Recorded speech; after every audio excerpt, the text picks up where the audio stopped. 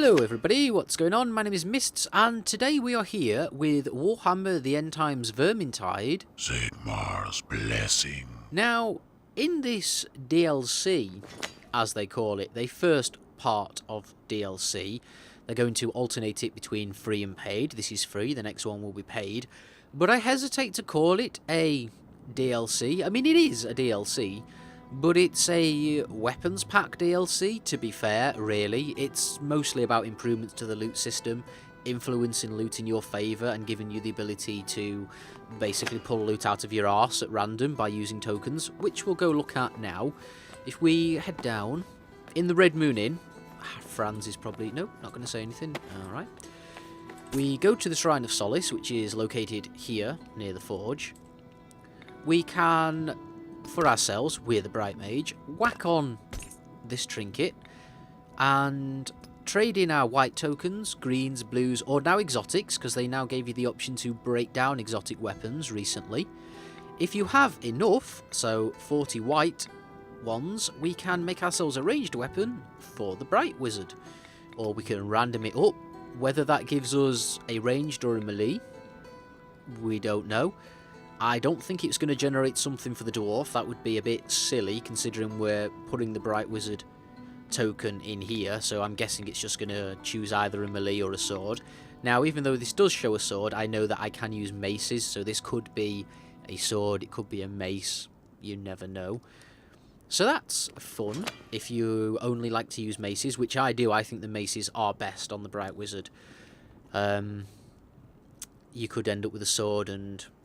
Spending a few 55 blue tokens, or even 60 exotic tokens, you might be a bit pissed if you get something that you weren't quite after. So, just be aware of that.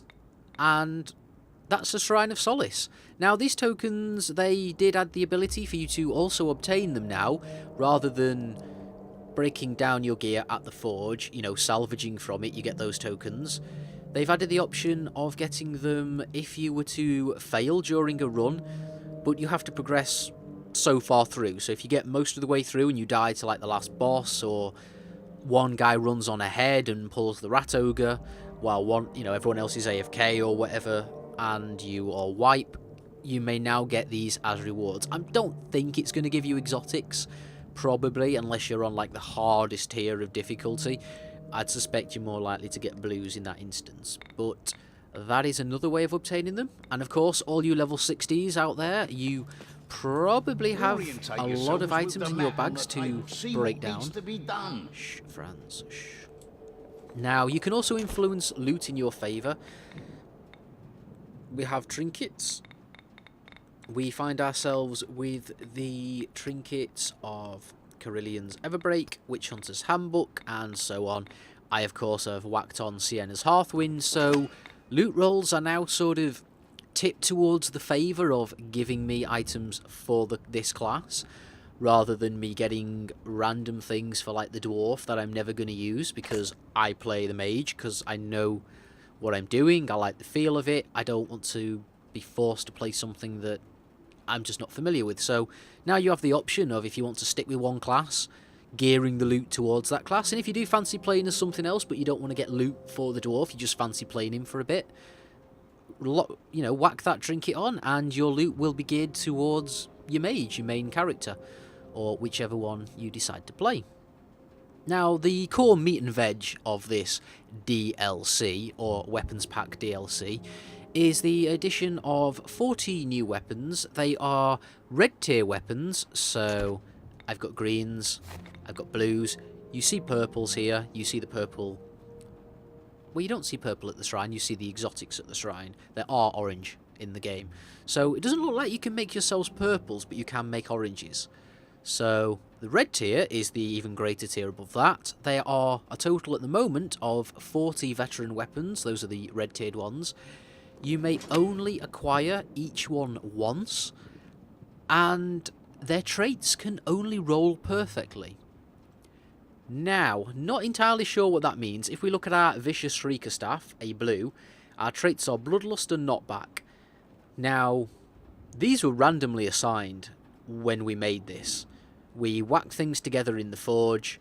This is what came out. It was Bloodlust and Knockback. Had to spend green tokens to unlock these traits. As to them rolling perfectly, whether that means Knockback is not really good for the Bright Mage, so whether that will not be given to the Bright Mage and there'll be traits designed like ideal ones for that particular hero. That might be the case, that might not. That's something we'll see later on, I suppose, as we learn more about this DLC. So go ham. If you've got things out there, start making yourself some nice weapons, jump into some higher tiers, get all your friends back. If you're a veteran and you're still running with a group, you can now start getting your super veteran tiered weapons, your nice red items, and enjoy. This is the first expansion, DLC, or weapons pack, essentially, for Warhammer the End Times Vermintide. The next one will be paid for, I believe, so whether or not we're back for that one, I don't know.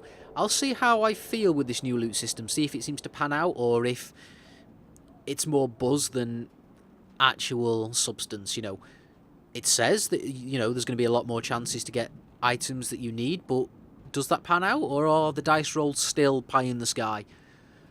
We're going to go and find out. So thank you very much for joining me, and I hope some of this was useful.